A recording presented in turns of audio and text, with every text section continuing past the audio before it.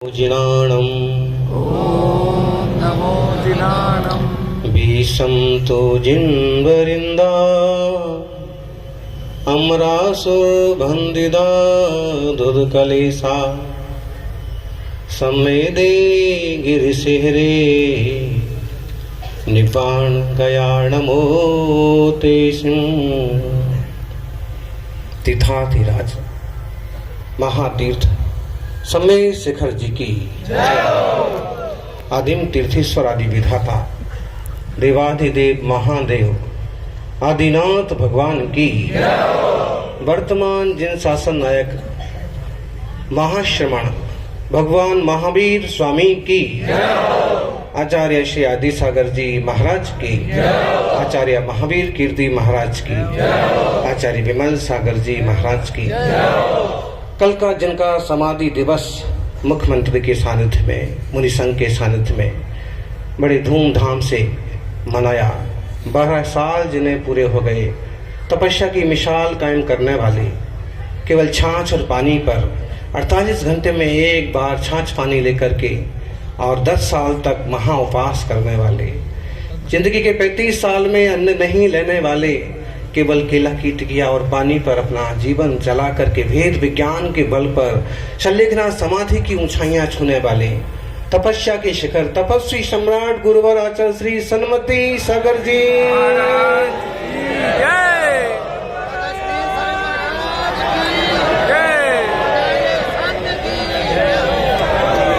शशांक नाम है और धरती हिलाते हो।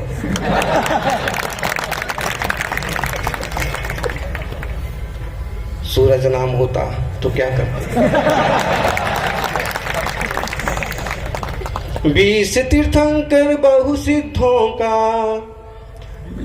20 तीर्थंकर बहु सिद्धों का जो मंगल दरबार है तीर्थराज सम्मेद शिखर को वंदन बारंबार।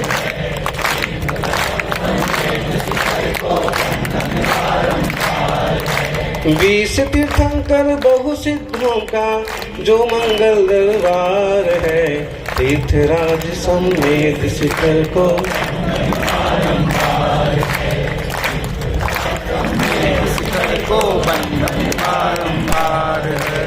एक बार बंदे जो कोई ताहि नरक पशु गति ना होई।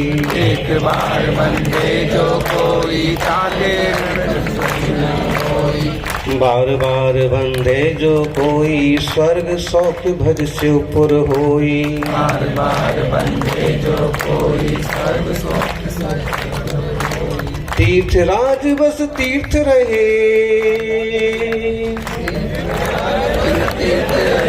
बस तीर्थराज बस तीर्थ रहे बस मन की यही पुकार है।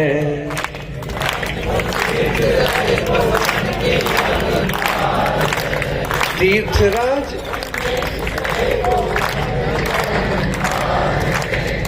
अब इतने जोर से अगर ये बोलते हैं इतनी ऊंची आवाज में बोलते हैं कभी इधर आने के बजाय राजनीति में चले जाते तो जगह शायद मोदी जी का कहीं बैठ जाते।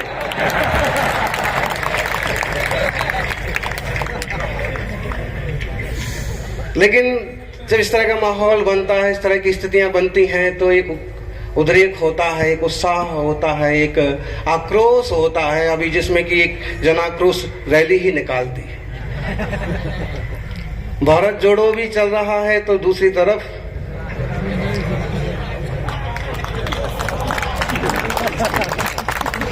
हमने कल मुख्यमंत्री जी को पूछा कि श्री राम के बदले सिया राम क्यों,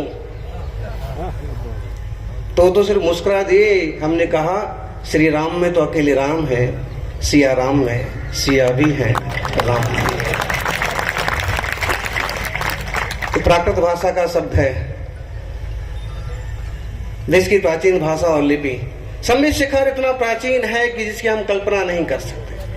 उसे शास्त्रों में अनादि निधन कहा है, उसे कहा है शाश्वत तीर्थ कि जितने सारे तीर्थंकर होते हैं वो सम्मेद शिखर से मोक्ष जाते हैं।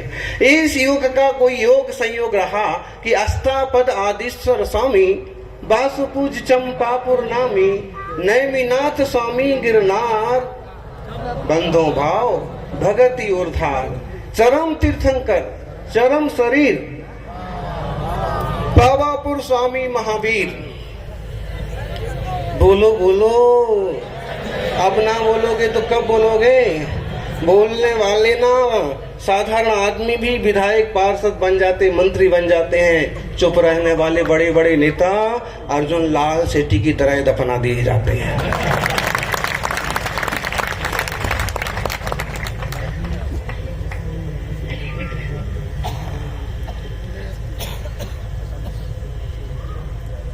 प्रताप की माटी पर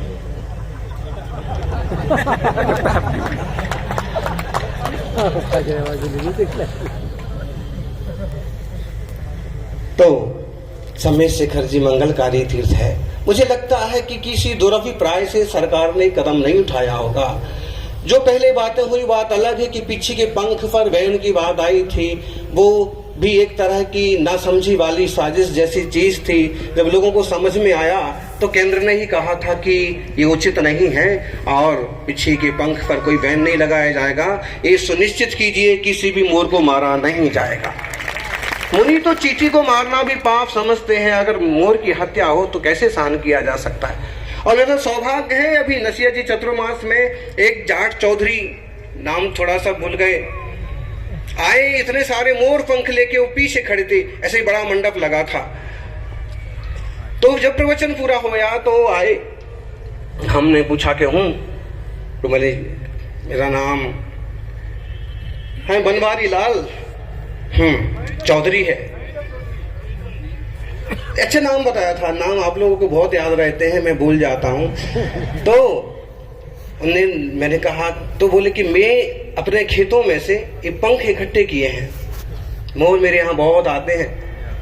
मैंने बहुत खुशी हुई कि साल भर में एक बार पिच्ची लेनी होती है जीवों की रक्षा के लिए, और एक व्यक्ति देवदूत बन के आ गया जिसमें पूरी गारंटी है कि एक भी पंख किसी पक्षी को तकलीफ देके नहीं लाया गया। एक वो बात थी, वो निपट गई। फिर बात आई संथारे वाली। संथारे में भी एक तरह की बेवकूफी, ये तो हमारे देश की परंपरा है। रघुवंशम एक महाकाव्य है जिसमें श्री राम का, उनके पुरखों का चरित्र निबद्ध है। हम लोग जब संस्कृत विद्यालय में, कॉलेज में पढ़ते थे तो सब पढ़ाते थे, और प्रभु कृपा से आज भी वो सारा। उसमें एक बात आई है कि रघुवंशी कैसे होते थे। रघुवंशी राजा बचपन में शिक्षा, विद्या, धन के लिए पुरुषार्थ करते थे। युवावस्था में प्रजा की रक्षा के लिए पुरुषार्थ के बल पर प्रजा की रक्षा करते थे। और वार्धक्य मुनि वृत्ति नाम, वृद्धावस्था में मुनि वृत्ति से जीवन व्यतीत करके शरीर का विसर्जन करते थे। मैंने सब कुछ छोड़ करके और शांति से अपने आत्मा स्वरूप के, हम देहवादी लोग नहीं हैं जी। कालीचरण जी, प्रताप जी, हमारे यहाँ तो अगर मरने लग जाएं तो उनको खाट पर से भी नीचे उतार देते हैं, धरती पर सुला देते हैं। धरती माँ ही शरण है, गंगा जल पिला दो। गंगा जल का मतलब है जलवाणी रूपी गंगा का पान कराओ, नमोकार मंत्र सुनाओ, प्रभु का नाम सुनाओ, क्योंकि आत्मा शाश्वत है, शरीर बिछुड़ रहा है। संथारा इसकी बहुत बड़ी अच्छी सुंदर प्रक्रिया है संलेखना। वो तो वह भी बात आई गई, पूरी हो गई, और लोग समझ गए कि जीने की कला तो दुनिया में बहुत लोग सिखाते हैं, मरने की कला जैन धर्म सिखाता है। समय शेखर जी की बात, शायद अभिप्राय उन लोगों का क्या है, लेकिन मुझे ऐसे लगता है जो वहां का परिपत्रक है, कुछ अच्छाइयां उसमें ये हैं कि जैसे कभी वहां के पेड़ पौधे नहीं काटे जा सकते, जैसे वहां पर खनन नहीं किया जा सकता बिना किसी परमिशन के, जैसे वहां पर बिना आज्ञा के और मनमानी चीजें नहीं बनाई जा सकती, कोई अवैध कब्जा नहीं कर सकता, नक्सली वृत्तियों पर विराम लग सकता है। तो कुछ अच्छाइयां इस ढंग से हैं। लेकिन अगर हम कमजोरियों की तरफ देखें तो उसे पर्यटन स्थल घोषित करके और मांस मदिरा का जो नंगा नाच चालू हो जाएगा वो बिल्कुल नुकसानदायक सिद्ध होगा। इसलिए बाद में झारखंड सरकार के सचिव का, पर्यटन सचिव का एक संदेश भी आया कि इसे जैन पर्यटन के रूप में विकसित करें। आप जिस रूप में भी करें, लेकिन इतना सुनिश्चित करें कि वह परम पवित्र जैन तीर्थ है, उसी रूप से उसे विकसित करें। एक ऐसी कमेटी बनाएं जिसमें जैन श्रावक भी हों, प्रज्ञा जी भी हों, बुद्धिमान लोग हों, शासन का भी एक अपना पक्ष हो, और मिलजुल करके कोई ऐसा परिपत्रक बनाएं जो समाज के हित में हो, देश के हित में हो, जनता के हित में हो, सबके कल्याण के लिए हो। जैसे कि अयोध्या का, जैसे कि उज्जैन का, जैसे कि बनारस का कॉरिडोर की एक व्यवस्था बना करके, जैसे उनका विकास किया है, वैष्णो देवी का विकास किया है, कि जहां किसी तरह का आमिष ना हो, शराब ना हो, हिंसा ना हो, पाप ना हो, वेश्यावृत्ति ना हो, मन मर्जी ना हो, और लोग अगर वहां आकर के ये सारी चीजें करेंगे तो अपनी आत्मा को पवित्र कहां जाकर के करेंगे। इस सब के लिए तो दुनिया बहुत बड़ी है। अभी तो सरकार को ये चाहिए कि जो प्राचीन पवित्रतम क्षेत्र हैं उनको उसी दायरे में, कि उनकी प्राचीनता, उनकी पवित्रता, उनकी निर्मलता बनी रहे, लोगों की आस्था पर चोट ना पहुंचे, उस तरह का उपक्रम करें। अभी शशांक सागर जी ने कह दिया कि बिल्कुल हम जाएंगे और दिल्ली का तख्त हिला देंगे, पता नहीं, वैसे ताकतवान तो है। और गणिमरिया जी भी बस जबरदस्त मार्गदर्शन किया, और सच्चाई ये है, देखिए मैं इसे थोड़े हल्के में ले रहा हूं क्योंकि आपको थोड़ा बोझ हो गया बहुत, क्योंकि हमें सब कुछ करना होगा, गलतियां होंगी, हम कदम उठाएंगे, हम आक्रोश भी दिखाएंगे, लेकिन अभी प्रज्ञा इसी में है कि उसे लोग काम कर रहे हैं और अपनी बात सरकार तक पहुंचाएं, जरूर पहुंचाएं, पहुंचाना ही चाहिए। और निश्चित रूप से हमारी जो भावनाएं हैं उसके अलावा सरकार कुछ कर नहीं सकती, ना करना चाहिए, उसका परिणाम बहुत बुरा होगा। हाँ, आप उस संबंधित लोगों को बिठाइए, उनकी कमेटी बनाइए, जैनों को जोड़िए, और जिनको भी उचित और योग्य है फिर आप काम करेंगे, बिल्कुल निश्चित रूप से सब साथ देंगे। आज अयोध्या का क्या रूप निखर रहा है, समय शिखर का रूप भी इस ढंग से निखारा जा सकता है। जन भावना के अनुसार, जैन भावनाओं के अनुसार। जैन धर्म जन का धर्म है, प्रतापशाली लोगों का धर्म है,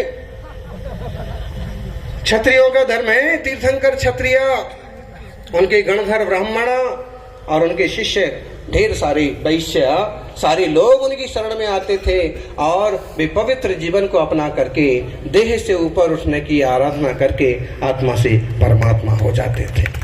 सौभाग्यशाली हो। कल अशोक जी गहलोत मुख्यमंत्री आए थे और आकर के खड़े हो गए पास में, तो मैंने 2-3 बातें यूं कह ही दी। अब जब खड़े हैं तो हमने कहा कि एक तो जैन बोर्ड पर थोड़ा विचार करें और उसमें हमें आर्थिक प्रावधान पर उतना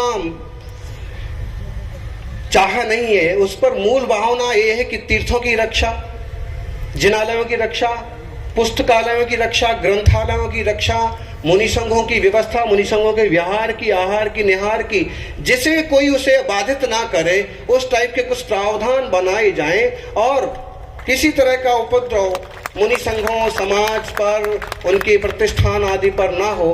चूंकि अल्पसंख्यक आयोग के अंतर्गत भी कई सारी बातें गर्भित हैं, लेकिन स्पेशल चूंकि मैं इसमें गंभीरता से नहीं बोल पा रहा हूँ, सुधांशु जी हैं, नरेश जी हैं और बड़े बड़े लॉयर्स हैं कि इस पर एक अच्छा सा कुछ बनाए कि जो लाभदायक हो सारे समुदाय के लिए और उस पर कोई कदम बढ़ाया जाए और सुरक्षा हो, संवर्धन हो। हमें कोई अलग से ना, तो सच पूछे तो बहुत संतोष प्रिय समाज है, शांति प्रिय समाज है। मुख्यमंत्री कह रहे थे कि मैंने शांति और अहिंसा विभाग की अलग से स्थापना की है। अब हमने कहा नहीं उनको, नहीं तो बोल देते कि उसके लिए हमसे बढ़िया मंत्री कौन होगा।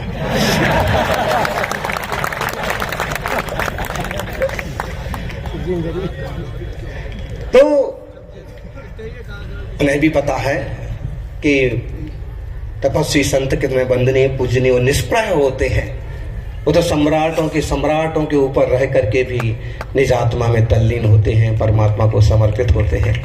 सौभाग्यशाली यही अपने देश की ताकत है कि यहाँ पर सत्ता की नहीं, सत्य की पूजा होती है। धन की नहीं, साधन की नहीं, साधना की पूजा होती है और संयमधारी ऋषि मुनियों की आराधना होती है। सौभाग्य है इस पवित्र माटी पर अपन जन्मे, जहाँ श्री राम जन्मे, श्री कृष्ण जन्मे, महावीर बुद्ध ने जहाँ पर सत्य अहिंसा की धारा बहाई। हमें जरूरत है कि हम इस तरह के कर्तव्य करें कि देश ऊंचाइयां छुए। जब मेरे मुंह मन में आता गया तो मैं तो बोलता गया, वो सुनने को तैयार खड़े हैं तो मना क्यों करने का। एक दो बार इशारा किया कि अब आप बैठ जाइए, नहीं बैठे तो फिर हमने एक दूसरी बात कह दी कि हिंदी में क्या बुराई है, हिंदी को बढ़ाइए। एक हिंदी पढ़ करके एक इंसान राजस्थान का मुख्यमंत्री बन सकता है। ये बात हमने किसको कही?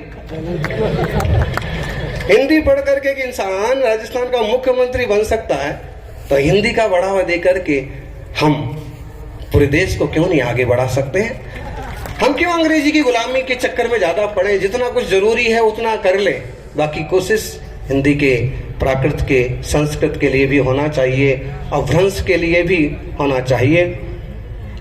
भगवान महावीर स्वामी का 2550वां निर्वाण उत्सव है। बस जस्ट क्या बोलेंगे इसको, इंग्लिश में ही बोलना पड़ेगा ना, हैं? अगली दीपावली पर। और दीपावली पर पूरे देश में मनाए गए अहिंसा रथ का कल पहले उद्घाटन किया था राज्यपाल ने, अभी प्रवर्तन किया है मुख्यमंत्री जी ने। तो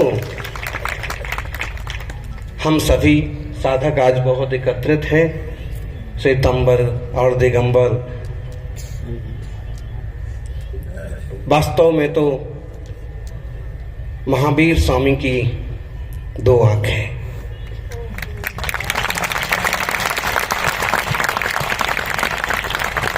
जरूरत है कि हम उनके पद चिन्हों पर चले और श्रेष्ठतम सत्य साधना को स्वीकार करते हुए आगे बढ़ें। हमें सिर्फ तख्त पर एक नहीं होना है, वक्त पर भी एक होना है, और तख्त और वक्त पर एक होकर के महावीर स्वामी के सिद्धांतों को, भारतीय संस्कृति को आगे बढ़ाना है। महावीर कीर्ति एक बहुत बड़े साधक संत हुए जो तीर्थों पर चतुर्मास करते थे। 18 भाषाओं के ज्ञाता थे, वो हमारे दादा गुरु थे। सम्मेद शिखर में उस जमाने में उन्होंने चतुर्मास किया, और जब चतुर्मास के लिए उस जंगल में रुक गए तो साथ वाले लोगों ने समझाया, यही थे कोई बहुत सारे लोग, उनसे पांड्या, बड़जात्या, चूड़ीवाल, इस टाइप के काफी भगत थे उनके। तो उन्होंने कहा कि महाराज जी कुएं का पानी कड़वा है, आप यहाँ सम्मेद शिखर में चतुर्मास करेंगे तो कैसे काम चलेगा, पानी कहाँ से आएगा? गुरुजी ने कहा कि चतुर्मास तो यही होगा, कड़वा पानी क्यों पिएगा, लोगों का क्या होगा, आप तो उपास कर लोगे, हमारा क्या होगा? उन्होंने कहा फिक्र मत करो, कल वंदना करने जाएंगे, सारी टोंकों का अभिषेक करना, गंधोदक लाना, कुएं में डाल देना। गुरु की वचन सिद्धि कहो, तीर्थ के चरण रस कहो, तीर्थंकरों का प्रताप कहो। उस गंधोदक से पानी, कड़ुआ पानी मीठा हो गया। उसके बाद विमल सागर जी का भी चतुर्मास हुआ, अनेक संतों के चतुर्मास हुए, आज भी वहां का पानी पूरा मीठा है। ऐसे जहां का पानी मीठा है, जहां का पानी औषध है, जहां की सुपार्श्वनाथ भगवान की टोक के बारे में बोलते कि वहां की मिट्टी औषधि का काम करती है, कण कण पवित्र है। ऐसे सम्मेद शिखर की सुरक्षा, रक्षा निश्चित होना चाहिए। बस उसे परम पवित्र जैन तीर्थ स्थल के रूप में घोषित कर दिया जाए, ये सबसे बढ़िया मार्ग होगा। तदनुरूप योजना बना ली जाए, तदनुरूप मार्गदर्शन ले लिए जाएं। ढेर सारे रिटायर्ड जज हैं, बड़े बड़े लॉयर्स हैं, और कोई अभिप्राय में त्रुटि नहीं होना चाहिए। और सारे तीर्थ बार बार सम्मेद शिखर जी, हर इंसान की चाह होती है, हर जैन की। प्रताप सिंह जी शिखर जी गए कभी? और कालीचरण जी बोले जाने का, ढेर सारे लोग जाते हैं, नाम जरूर जैनों का है, लेकिन जैनियों के मित्र क्या, और जिनका जरा सा परिचय होता है, शिखर जी और श्रवण बेलगोल तो सभी जाते। और एक बार वहां की शुद्धात्मा परमात्मा, एक बार वहां की आबो हवा का आनंद लो। ऐसे कलुष धुल जाते हैं दिल के कि जैसे अपने आप को बहुत हल्का महसूस करते हैं, बहुत पवित्र फील होता है। जिलों की फैसले कर लगे हैं ना पर्यटन विभाग, पूरी टीम को लेकर के एक यात्रा करवा दो आप, वंदना वहां की एक वंदना करवा दो, उनको स्वयं समझ में आ जाएगा कि किस ढंग का इसको अपन को घोषित करना है, कि किस ढंग का बनाना है। सरकार अगर योजना बनाना चाहती है, योगदान देना चाहती है, फंड देना चाहती है, तो फिर इस ढंग से करें कि वो एक पवित्रतम तीर्थ के रूप में जन जन के आकर्षण का केंद्र बने और दुनिया भर से लोग आए, लेकिन उसकी मर्यादाओं का पालन जरूर करें। सौभाग्य है कि आचार्य श्री शांति सागर जी ने उस जमाने में तीर्थ यात्रा प्रारंभ की थी। 1 किलोमीटर की नहीं और 1000 किलोमीटर की नहीं, लगभग 3000 किलोमीटर की यात्रा अंग्रेजों के जमाने में आचार्य शांति सागर जी ने फलटन से सम्मेद से करतब की थी। और हमारी यात्रा तो भाई भारत जोड़ो यात्रा है। कहीं अगर जनाक्रोश हो भी जाए तो उसे भी थोड़ा सा मतलब है कि आप समझिए, पांव पांव ही चलना है और पांव पांव जाएंगे, गांव गांव जाएंगे, आदिवासियों के बीच में जाएंगे, आम जनता के बीच में जाएंगे और उनको उसी ढंग से समझाते हैं और लोगों को व्यसनों का, शराब का, जुए का त्याग कराते हैं। गाड़ी में बैठने का कोई काम नहीं होता है। आज आप देख लीजिए कि जिनके पास जूते हैं वो तो बता भी सकते हैं कि मेरे 3 जोड़ी घिस गए। अब जिनके पास है नहीं वो क्या बताएं कि मेरे कितने घिस गए।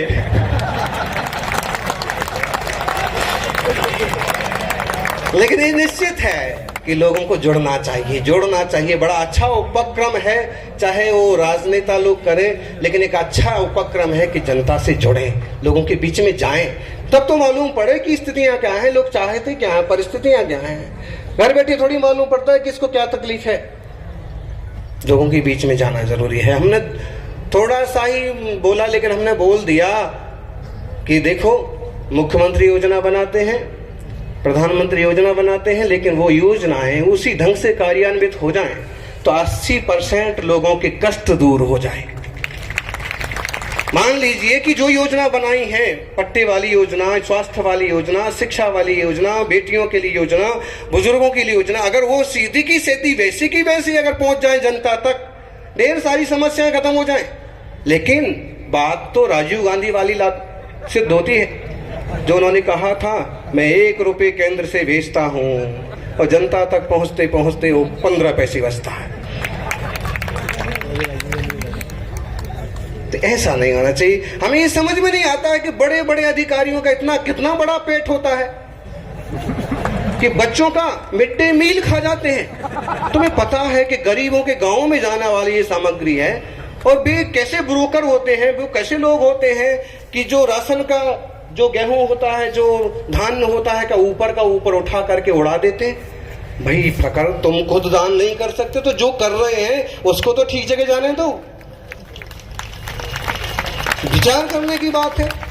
अगर दवाइयां फ्री हो गई तो तुम उसके अस्पताल के पीछे, रफीक जी को समझ में आ रहा है? वो सारा का सारा जो स्टोर आया ना दवाइयों का, उठा करके नदी किनारे फेंक दिया, नाले किनारे। अरे तुम्हें बांटने को भेजा था, गरीबों को देने के लिए भेजा था, इतनी कैसी बेईमानी। या फिर कमरे में बंद रखी वो किताबें, स्कूल की किताबें, मरीजों की दवाइयां, उनके लिए आया हुए कंप्यूटर, उनकी गाड़ियां, उनकी स्कूटी सड़ जाएंगी। भाई समझो मामले को, बात क्या है। अगर वो है चीजें सीधी की सीधी थोड़े से कम हो जाएं, 15 पैसे तुम ले लो, बाकी 85 तो जाने दो।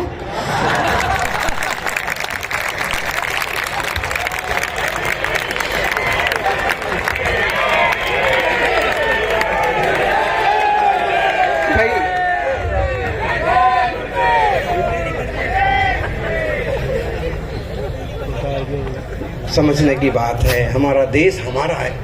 एक छोटी सी बात हमने कही, हमारा घर छोटा देश। क्यों?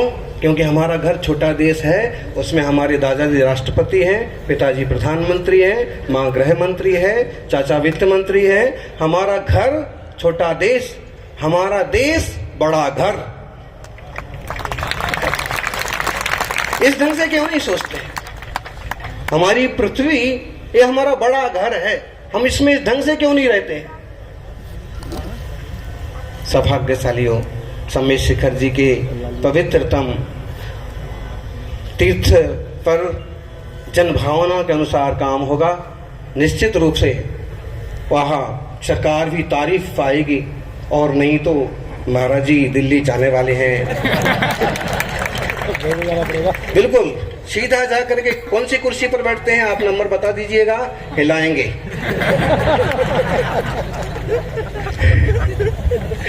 आप भावना समझना, कुर्सी हिलाएंगे का मतलब है कि जब हमारी भावनाओं को ठुकराया जाएगा तो कहीं ना कहीं मन में रुष्टता पैदा होती है कि अगर आप हमारे साथ ऐसा करते हो तो हम भी ऐसा कोई उपक्रम करेंगे कि थोड़ा तो आपको सबक। वो बोलते ना, चूहे और शेर वाली कहानी तीसरी की क्लास में पढ़ी थी हमने। आपने कौन सी क्लास में पढ़ी थी? चूहा कहता है कि शेर से कि मुझे छोड़ दो, कभी मैं तुम्हारे काम आऊंगा। शेर सोचता है कि चूहा कब काम आएगा, चूहा के क्या काम है, लेकिन बात ठीक है भाई, तू मेरे क्या काम आए, छोड़ देता। लेकिन जब वो जाल में फंस जाता है तो कौन काम आता है? ताली किसके लिए बजा रहे आप? शेर के लिए कि चूहे के लिए? अरे भाई हम शेर ही हैं।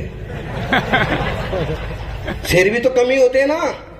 आप जंगल में देख लो, हिरण बहुत सारे होते हैं, शेर तो हमें ना शेर बनना है ना चूहा बनाना है। एक अच्छा इंसान बनना है, आत्मस्वरूप को समझते हुए, प्रत्येक व्यक्ति की आत्मा को परमात्मा की उपलब्धता की योग्य समझते हुए एक मंगलमय माहौल बनाना है। और लोगों को चाहिए, शासन को, प्रशासन को चाहिए गंभीरता से काम करें, वैसा माहौल पैदा ना हो कि कोई जनाक्रोश पैदा हो। मुझे तो लगता है कि जनाक्रोश यात्रा कहीं ये सम्मेद शिखर के लिए तो नहीं निकल रही है। आक्रोश तो वही रहा है गांव गांव में। फिर भी क्यों जी? सारे समाज के वरिष्ठ जन विराजमान हैं और प्रभु परमात्मा ने आत्म कल्याण का मार्ग दिखाया है, सिखाया है। दया, अहिंसा, करुणा के साथ साथ प्रत्येक जीवात्मा 84 लाख योनि से पार कैसे हो, वो मार्ग उन्होंने बताया है। इसलिए हम उनके पद चिन्हों पर चलें। और जो भारत भारतीय दिगंबर जैन तीर्थ क्षेत्र कमेटी, जैन श्वेतांबर सोसाइटी, राजस्थान जैन सभा और बहुत सारे लोगों ने मिलकर के इस कार्यक्रम को रूपरेखा दी है, इसका आयोजन किया है। सबको मंगल आशीर्वाद। निश्चित रूप से आपकी भावना प्रभाव ना बनेगी और मोदी के कानों से भी टकराएगी। उन्हें भी मालूम पड़ेगा और वो भी चिंतन करेंगे। कल उनके पर्यटन ऑफिस से हमारे पास कोई संदेश आया था कि हम लोग काम कर रहे हैं। अब उन्हें क्या पता था कि महाराज जी थोड़ी ये बोलने वाले हैं कि मैं कुर्सी हिलाऊंगा। खबर हमारे पास भेजी, इससे अच्छा इनके पास भेजते तो कम से कम। फिर भी अपन सभी एकजुट होकर के, मुझे एक बात की बहुत खुशी हुई, आज पहली बार, चूंकि इससे खुशी नहीं है कि बहुत संख्या है, लेकिन आज पहली बार पूरा सकल जैन समाज एक जागम पर वर्षों के बाद नजर आया। क्योंकि आप लोगों को, कार्यकर्ताओं को समय कम मिल पाया, तैयारियां कम हुई, सूचनाएं कम हो पाई, फिर भी अच्छा उत्साह है। जरूरत पड़े तो कल वो कोशिश कीजिए कि सबसे बड़ा ग्राउंड कौन सा है जयपुर का?